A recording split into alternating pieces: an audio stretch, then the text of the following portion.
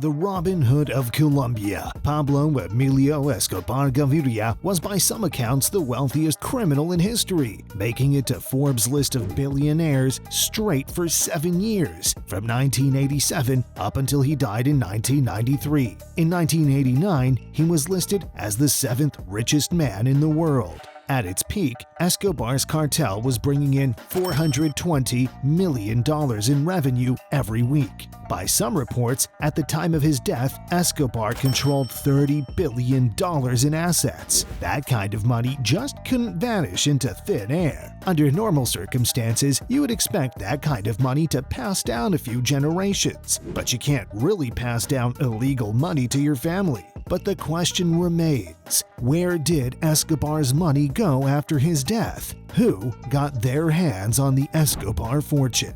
So, tighten your seatbelts, because today we are going to unveil the mystery of Escobar's wealth.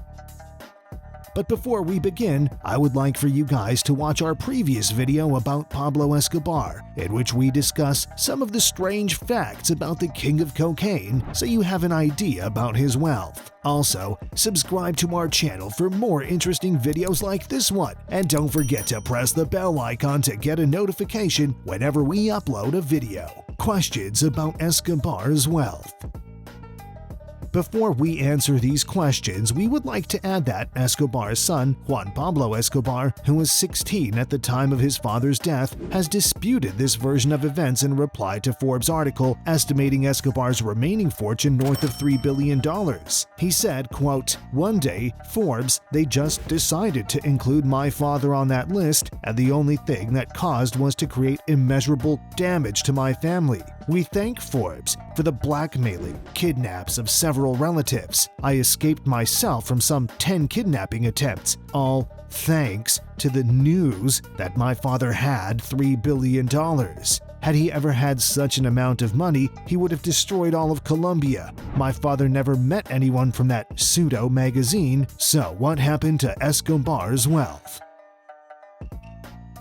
According to estimates, by the time of his death, Escobar's net worth was a whopping $30 billion, which does not seem unbelievable, as the drug lord was spending $2,500 a month on rubber bands to hold his money together, although a huge chunk of this money was used to operate his business and spend money on the poor people of Colombia, earning him the nickname Robin Hood. According to evidence, Escobar split his wealth between hard assets like real estate, artwork, cars, and cash hidden in a series of secret islands and jungles. Most of his assets were seized by the government, but as far as the hidden assets are concerned, things get a little bit more interesting. After Escobar's death, 2 criminal groups decided to grab it for themselves. With the help from members of Pablo's own Medellin cartel, the rival gangs were able to recover a big chunk of the hidden cash. They also forced Escobar's wife to sign over whatever assets were left behind by the government. But different accounts suggest that by the time of his death, Escobar's fortune might have been highly depleted from the constant bribery of law enforcement and wars fought against the rival cartels. The idea that Escobar left billions in cash lying around the Colombian jungle might just be another one in the series of myths surrounding Medellin.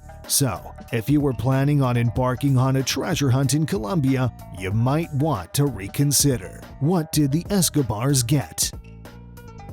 You might be wondering that, between the government and rival cartels, what did Pablo's family get in inheritance? Pablo did not actually have a designated amount for his children or other relatives in case of his death. After Pablo's death, his family spent whatever money they could get their hands on to make sure they were safe from the kidnapping attempts of the rival gangs. At first, they bought an entire floor of a hotel and had guards protecting them around the clock. But this arrangement proved to be too expensive, especially when there was no source of new income. After running out of money, his family was forced to move from country to country. After jumping between countries, his family finally settled in Argentina, where they lived like a regular middle-class family, using whatever was left of their money. This is what the public says, but Juan Pablo has theories of his own. He claims that his aunt, Alba Marina Escobar, stole money hidden in several of Escobar's secret stashes. He also points his finger at his uncle, Roberto, for cutting a deal with the DEA to pen a book. Recently, a piece of news made headlines in which Pablo's nephew, Nicolas Escobar, claimed that he has found $25 million in cash hidden in the walls of one of the Escobars' homes. Comment down below how you would feel if you were the son of the world's richest criminal in the world and got nothing at the end.